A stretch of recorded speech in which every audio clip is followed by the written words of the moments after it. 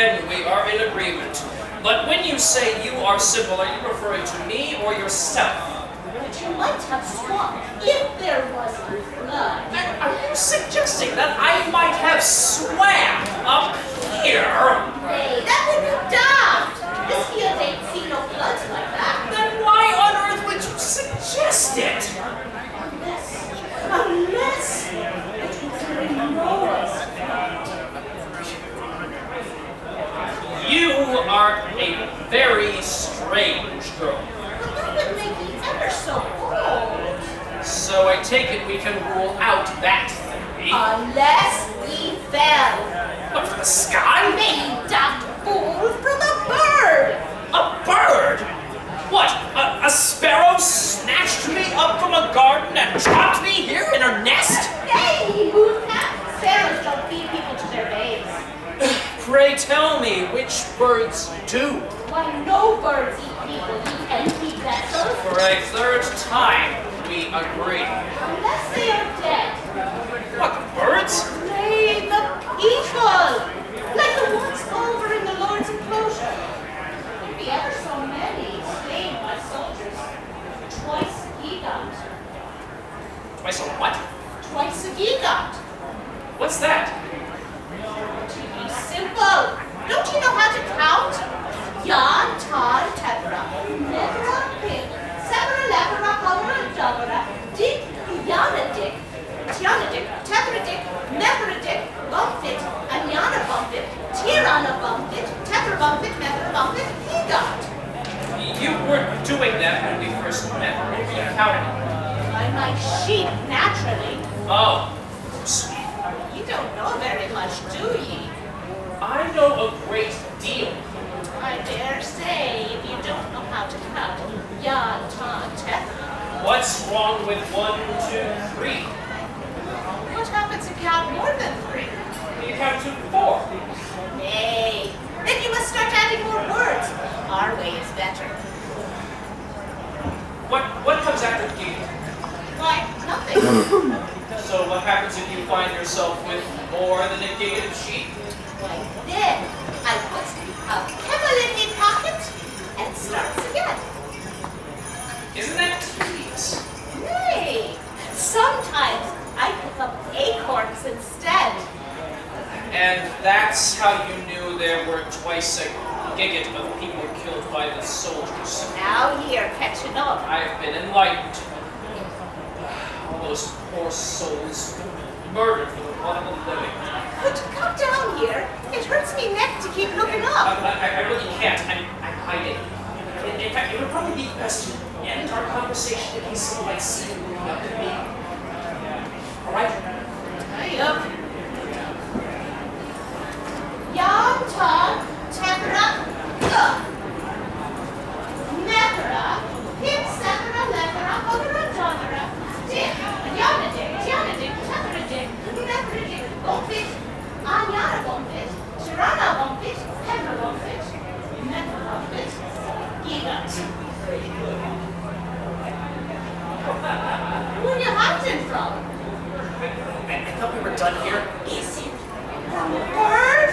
A tree is hardly the place I'd go to hide from a bird. Is it from your wife? I have no wife. Your girlfriend? No, not my girlfriend. Your boyfriend? What? No, not my boyfriend. Who knows that you're up here then? Who does? Your boyfriend! I haven't got a boyfriend. That's sad. What, not have a boyfriend? Your girlfriend, your wife. I can't find a please leave me alone. Yan, Lethra, Lethra, Pip, Sethra, Lethra, Hovera, Dick, Yan, Dick, Tirana Dick, Tethra Dick, Nethra Dick, Bumpit. Tirana Bumpit, Tirana Bumpit, Tethra Bumpit, Nethra Bumpit, Gigat. Do you want one? Well, what, a sheep? Ah, they ain't for market yet. Can't you see? They've only just been shorn. Then what, pray tell, might I want? How would I know what you want? I'm asking. You haven't told me one. Look, you asked me if I wanted one. I'm asking you one what? A wife, of course. Oh, a wife. Why, are you offering one? Hey, I don't have one. I'm not even married. Keeping up with you is like trying to catch the wind. Now there's a fool's task. Why would you try and do that? Because it seems more fruitful than this conversation. Is that why you're up in the wolf tree? To catch the wind? No, I told you, I'm hiding. If you must know, from the soldiers. So there is some peril involved, and I'm like as to be caught if you keep talking to me. Fair enough. Yan, Tan, Tethra, Methra. Why do you call it a wolf tree? talking to me. Yes, I know I said not to, but just answer me. Well, I suppose a wolf tree? Why shouldn't it be? It's just an odd name, isn't it? Says him what's known as Captain Pouch. To the point, why call it Wolf Tree? There hasn't been a wolf seen in these parts in over a century. Just because you ain't seen it doesn't mean it ain't there. So, there are wolves around here? Of course not, you lord. There hasn't been any in hundreds of years. But there were, and that's why the tree is named so? How would I know? I'm not that old. But you apparently know so much more than me. Apparently.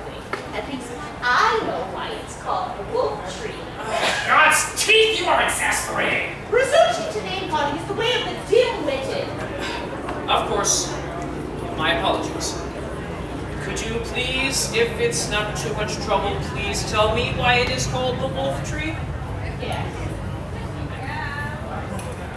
And It's called the wolf tree simply because it's where we hang the wolf's heads. I thought you said there are no wolves around here. Of course not, you clodhole. Then how? Not wolves.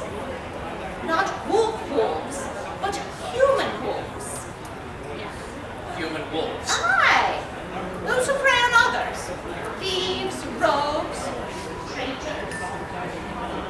Oh, thieves, rogues, and traitors. Oh yes. Those who are desperately trying not to starve to death. Those who have been ground down beneath the heel of the mighty lords of the land. The misfits, the lonely, the unfortunates who struggle through the mud carrying everyone else on their backs. Strange things you say. Well, strange to some. Strange to the way things have been. But not always.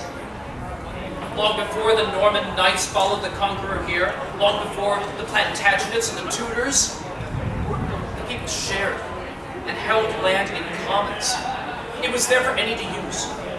For hunting, grazing, collecting herbs, growing food.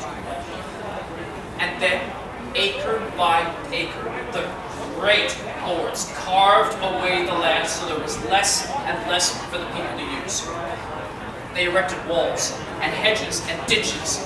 They guarded the land they stole with armed servants.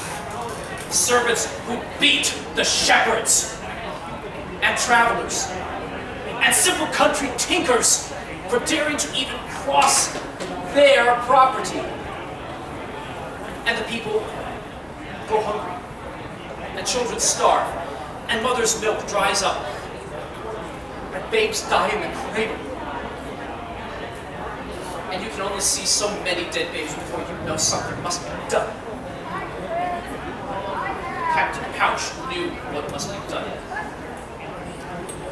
He told the folk that he spoke with the authority of the king and of God Almighty. He spoke of peaceful protest and vowed no violence. And they came in their hundreds, then in their thousands.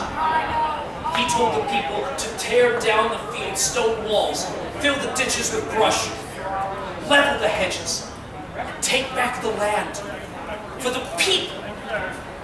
And they did. They did, in their multitudes. The lords ordered out the militias, but they would not muster. They saw that the people's cause was just.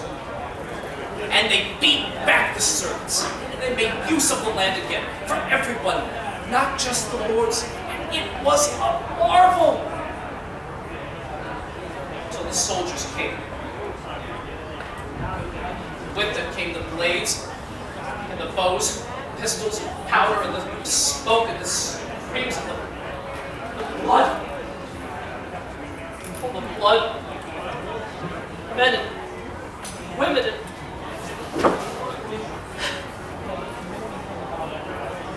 the rest ran, including Captain Pouch. Why Captain Pouch? Because he was afraid. I was afraid. Why are you called such? Well, why not? It's as good as Wolf Tree. I suppose. But you don't look like much of a pouch.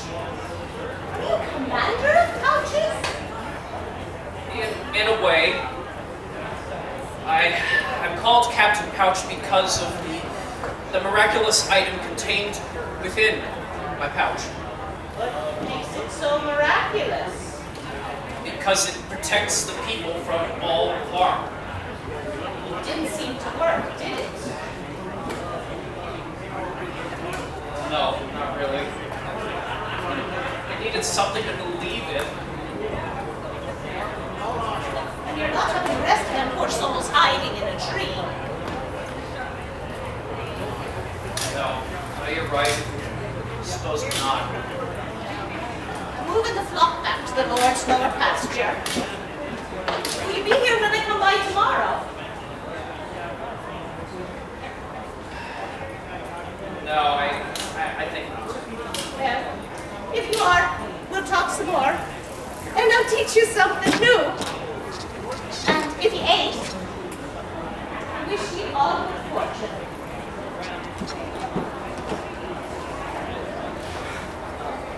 Farewell.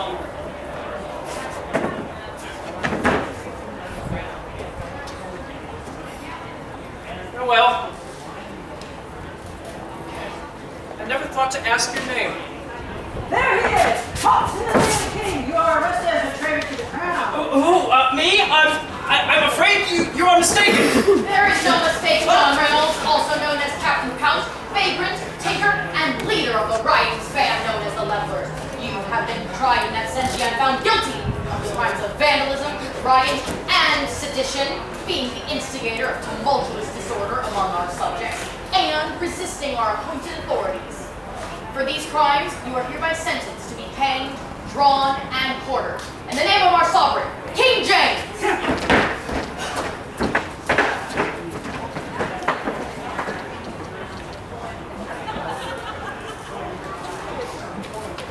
Hello again. I thought I might find you here again. It were terrible what they've done to ye. That I'm truly sorry. I know they're all mocking you, because in the end, all they found in their pouch was a chunk of blue cheese. But I think he carried something else in there for people. Something that Lord couldn't see. I've got some good news for ye. I brought some other folk with me. They can be honored. We are going to ask His Majesty to stop the enclosures. There'll be ever so many people here. Don, Tan, Tatara, Methara, Pink, Nethara, Hovera, Davara, Dick, Yanadick, Tyrannidick, Tataridick, Methodic, Bumpit, Yanavit, Tatharid, Bumpit, Methara, Bumpit, Gigot.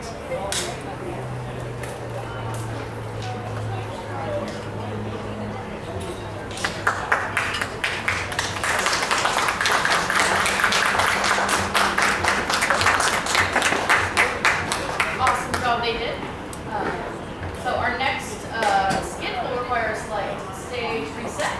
And so Johan is going to come out and do a quick little poem for y'all, monologue, while we reset the stage.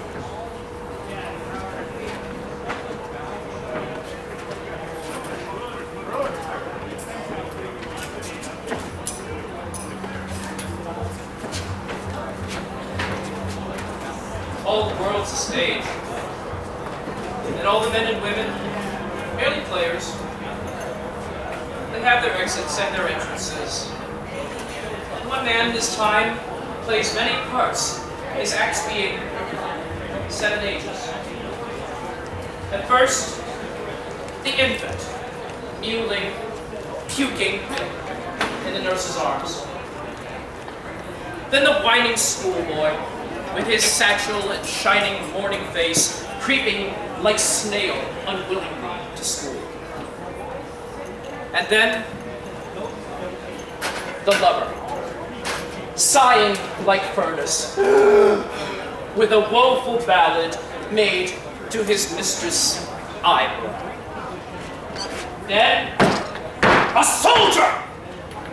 Full of strange oaths and bearded like the pard.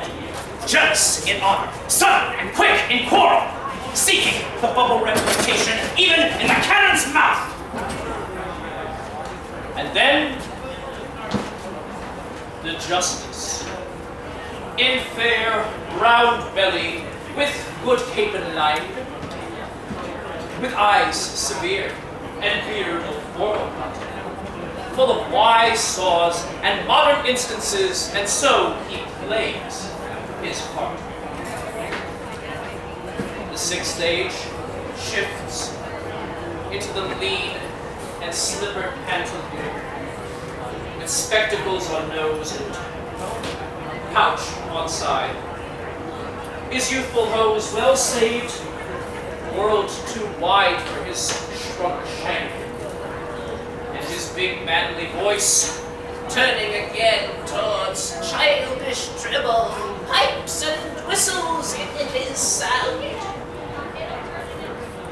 Last scene of all, that ends this strange eventful history, is second childishness and mere oblivion. Sans teeth, sans eyes, sans taste, sans everything.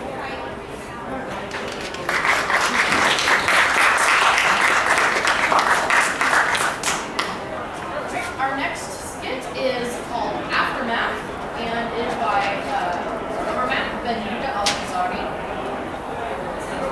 leave them to do their thing.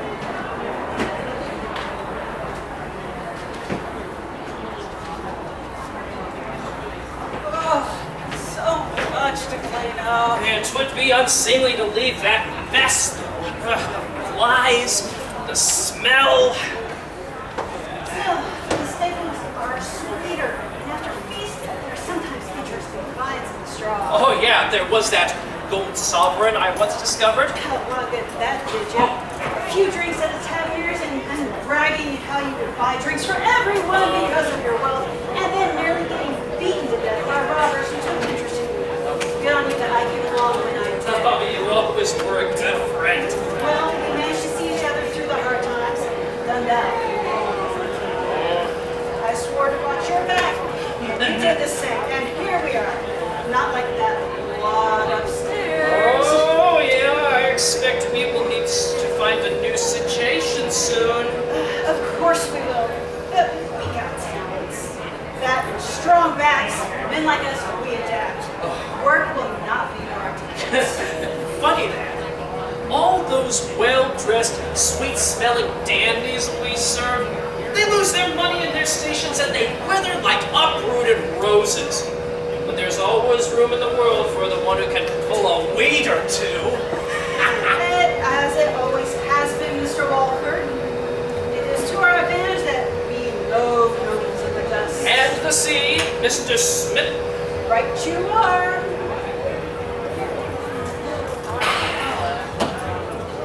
Perhaps the merchant marine?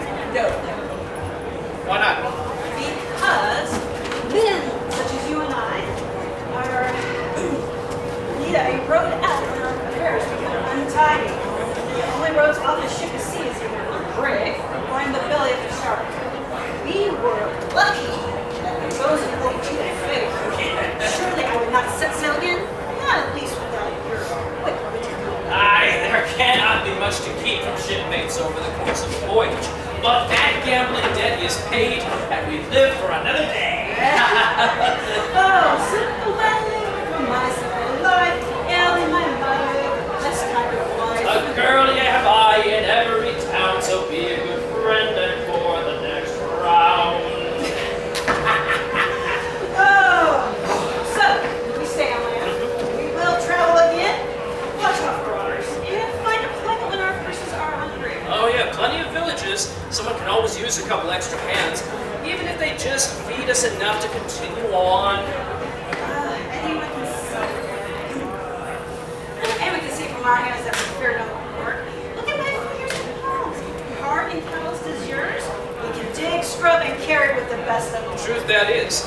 Then they find out that we have other abilities. And there we are, taken into confidence! You need someone betrayed? We can do that. Need someone to quietly disappear, my friend, and I can do it! And for a few more coins, we can make sure your name is left clean and pure. We never gouge the price. Not unless we have daggers with which to go. Oh, perhaps that's how we became handy at cleaning up blood. We don't spill enough! Oh, but we cleaned up after ourselves nicely.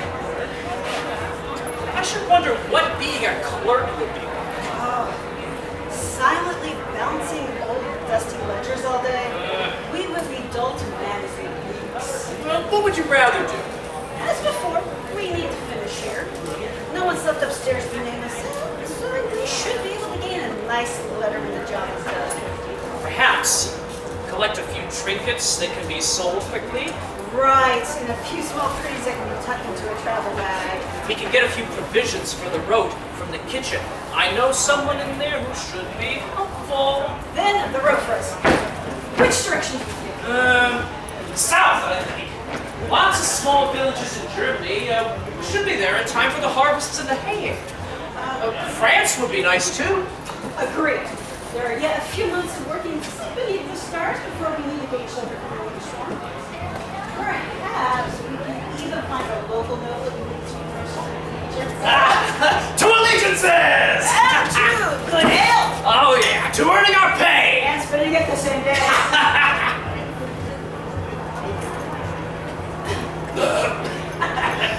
Five pair of rogues are wings. Solid as silver candlesticks. Close as paternoster beads. Your good health, Mr. Walford. And yours, Mr. Smith.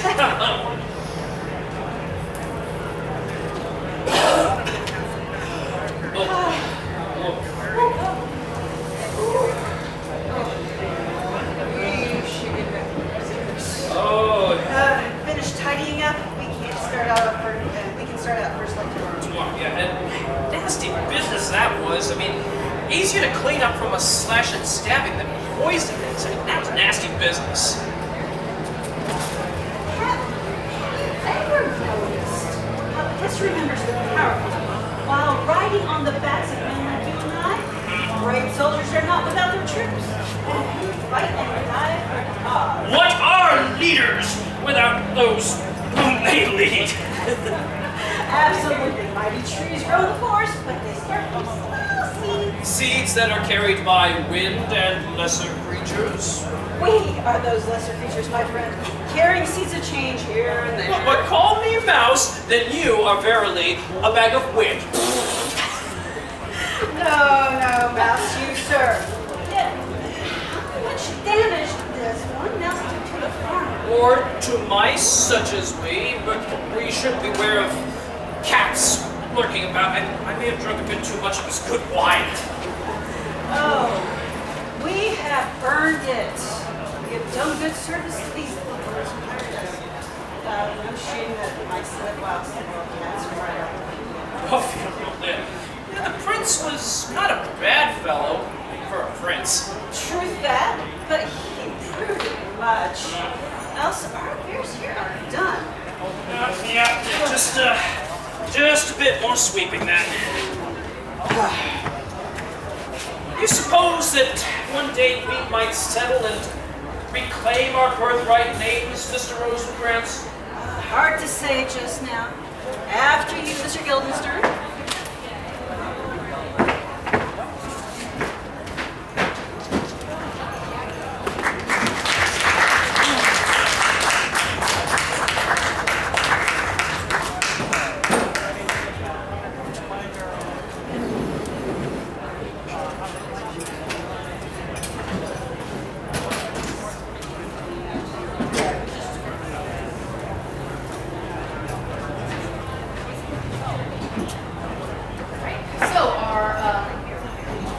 Our workshop today, we worked those first two skits, and because we had the same actor in both, we were only able to get through two. So we had time left, and so we decided to bring back this scene we did last year at the One Act Experience, and bring it to the PA stage here. So this is called The Book of Secrets, and it is also by Orlando Sforza, who did the first skit. It takes place in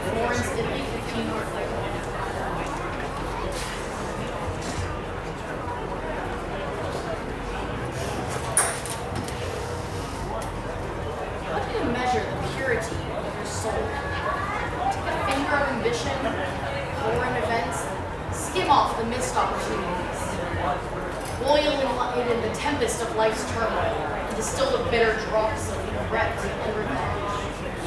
Put these to the side and let it sit. They make the most virulent venom. What ingredients made me who I am? What amalgamated chemicals form the substance of me? A brew of experiences, a spoonful of triumph, a cup of sorrow, each regret. But in my world, the main ingredient is patriarchy. I don't know how it would turn out without men in the mix. No doubt a good sight better. Still, there are those who shaped who I am today, and I wouldn't trade that for the elixir of life. One might be a vial of poison, one a healing salve, all in my book of secrets.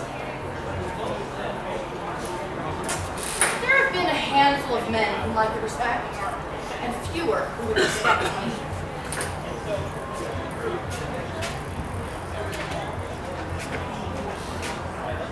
Your Majesty, my guests have got you up. Welcome, Nicola. It is my humble pleasure to be received in your presence again, Your Majesty. Pray have a seat. You must be weary from the road. How many days have you traveled? How did you know? Will you tenderly seat yourself like a man unaccustomed to riding? Forgive me. I have just finished writing my book. You're writing a book. On what subject? It is my book of secrets. I dabble in alchemy, experimenting with plants and minerals to create the most efficacious remedies for fevers and toothaches, lotions for wrinkles, ointments for cuts and burns, dye for the hair, such matters. How to turn lead into gold? Impossible. How to poison a person? Immoral. Surely such a skill could be politically expedient. When I kill a man, I prefer to do it face to face. San Severino taught me arms, so by the age of 12, how to fence with a broadsword, long sword, falcon, and weapon. I fear I'm no warrior, Your Majesty. Pity. No one will fence with me anymore. My sons think it beneath them that the servants all run in fear. Perhaps you would prefer to hunt? I do ache so to be in the saddle again. But you are aching just out of the saddle. What a game of chess do? Once again, I have a dearth of worthy opponents. Able to pull to me. It would be my pleasure, Your Majesty. Ask for the moon, you get the stars. Pardon me?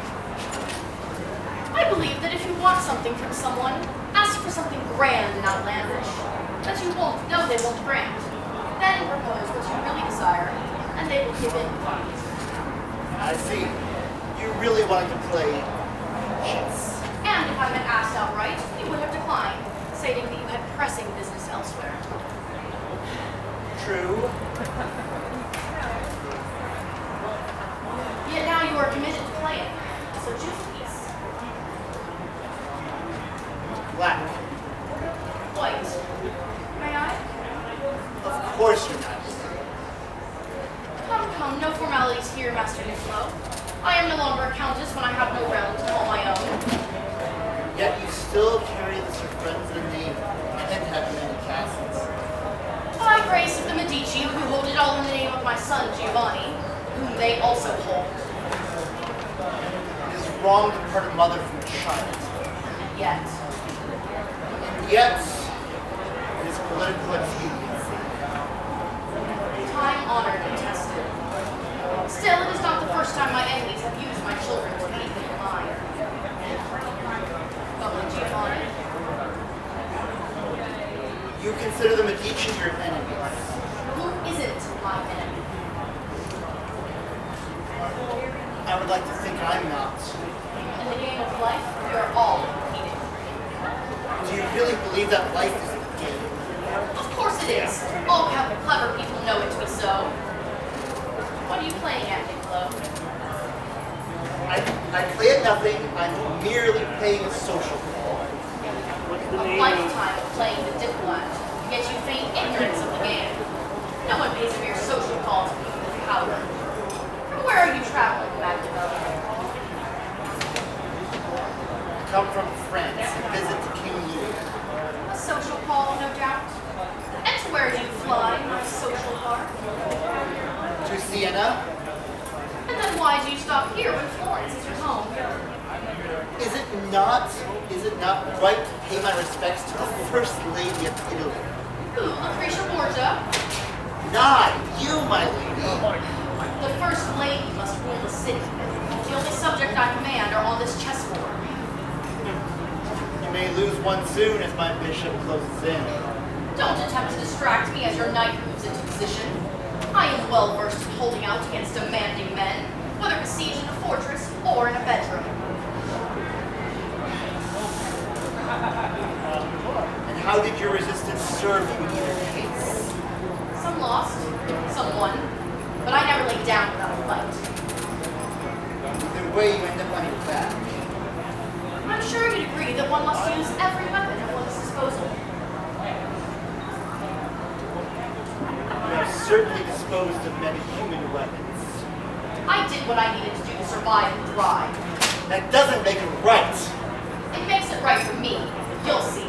You are still young and naive, but that's how the world works. No one is looking out for me unless it's for their personal gain. That is precisely what we are doing here. Maneuvering so we need for each other.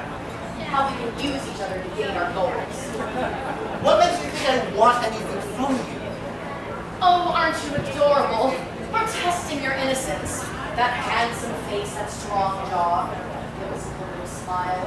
You know so much, and yet so little. If you think you can seduce me to gain what you want, you risk your reputation for a little gain.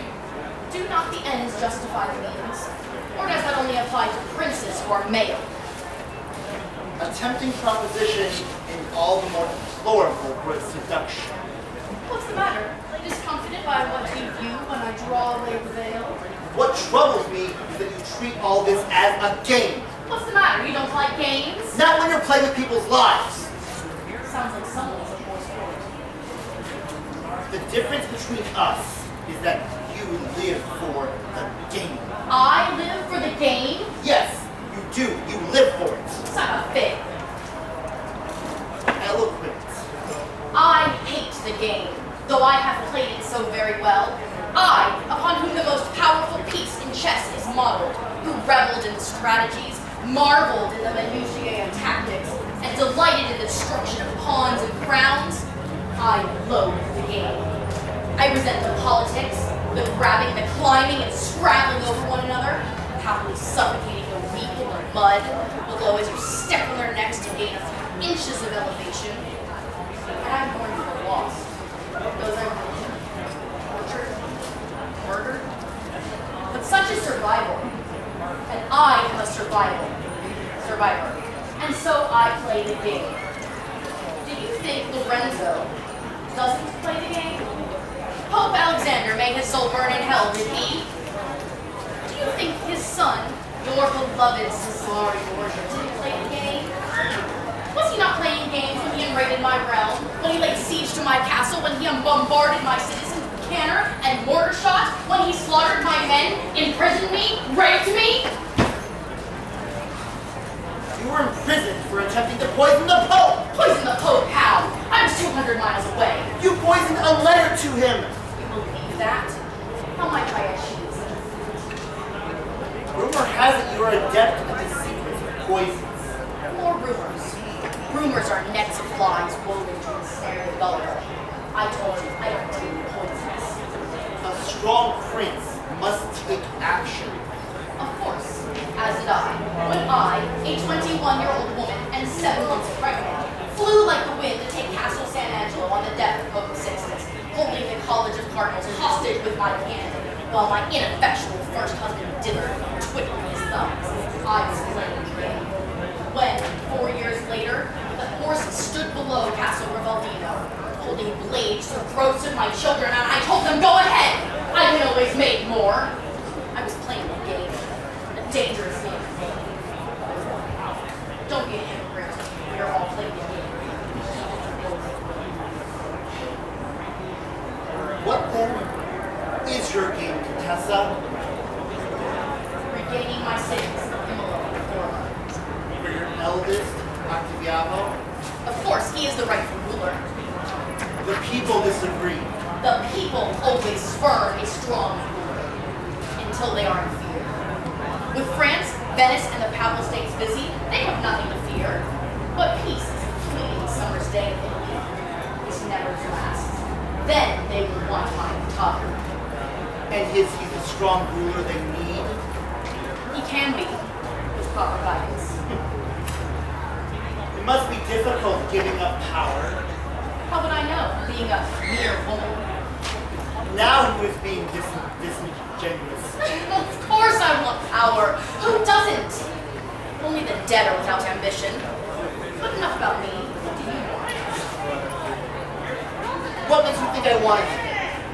You certainly have learned since the last time I saw you. You hold your cards close to the chest. What do you want? Well, I have book to write, a household to run, and a kingdom to gain. It's been a pleasure, Niccolo. The servants will see you out.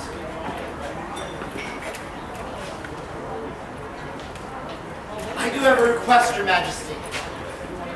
Oh, very good start. I thought you had left. I am raising a militia for the Republic. So I have heard, traveling through the provinces, trying to raise recruits. It's no secret. Yes, well, for Florence to survive, it needs an army. You want an army? Take Ottaviano. His band has 200 mounted and 300 foot. I would normally ask 30,000 ducats, but for you, just for you, and not just because you represent the city I love so well, 25,000. 25,000? That's more than double what we paid you 5 years ago. Or nearly double the troops. But if the price is too steep, shop around. The point is, we don't want to rely on the whims of mercenaries. They bleed the Republic dry, looting, raping, and quarreling, only to abandon us before the fighting begins and when the enemy pays them more. A militia raised from the citizens of the Republic is the only way to ensure its survival. You intend to make warriors out of potters, herders, and vintners?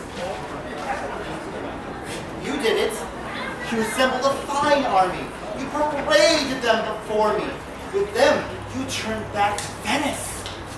Orly was saved. Until Cesare. Even the fox must run from the wolf. Even the wolf must be snared. The tables have turned. Your beloved Cesare is now, as I once was at his behest, rotting in the castle's prison cell. His star has fallen. And has yours. You have lost your counselor. I prefer calling it a queen rather than a counselor. It may rise again, my star. That has never been observed in the celestial spheres. A star returning to the heavens. I am known for the impossible. Check.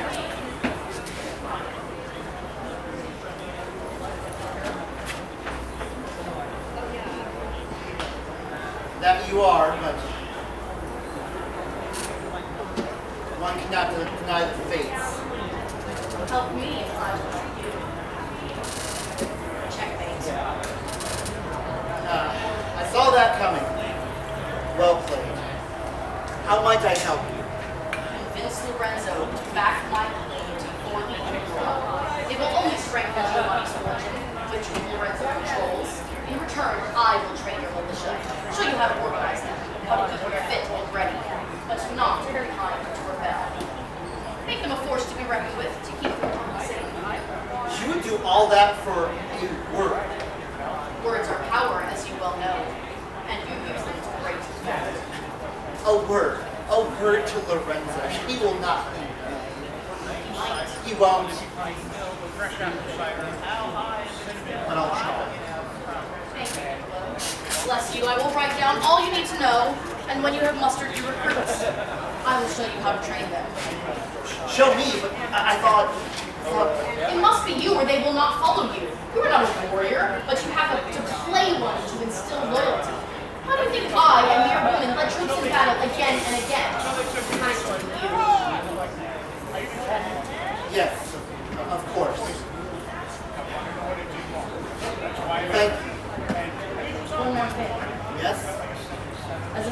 good faith, use what influence you have with the judges to rule in my favor. To get my Giovanni back to me. He's only 10 years old, and who better to train him in the ways of war? Those bankers? No. Help me get him back. Lorenzo won't like it, but it'll be easier pressuring the judges than convincing the Medici to get back their cities. That's right. You have greater power than you know, Niccolo. Will you include me in your book? But of course. Good. Goodbye, Your Majesty.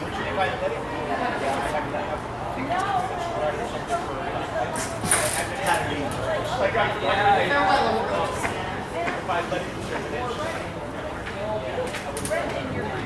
As for the moon, I get my sun. How to make a man. Take bar of iron, heat to a red glow from precious metal, gold, and silver. Temper in a bucket of tears till it is hardened without its sulfur. Immerse in a bath of vinegar, sulfur, and responsibility.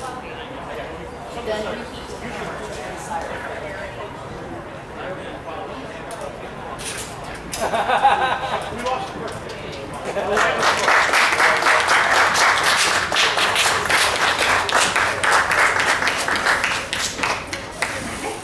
Get all the actors up on stage to introduce themselves and show off. Thank you all for coming to our collection of plays for you. We will be doing this again next year, so if you're interested in being on this stage, look for the one-act experience on the schedule. It will possibly be on Sunday again, but you know how scheduling goes, could shift a little bit. So if you're interested in doing some acting, this is a great place to start.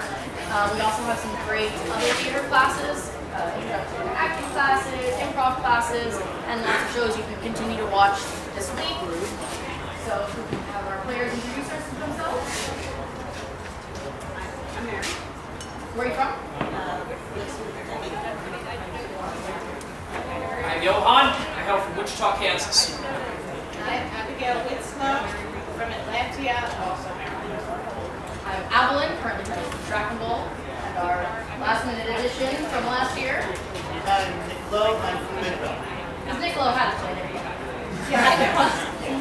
And I'm Latcher too. Well, thank you all for coming to our show. Hopefully you enjoyed it. Again, look on the schedule for other great activities. We have lots of theater performances, from commedia to scripted theater at the end of the week with no more players. Lots of bardic concerts, period music.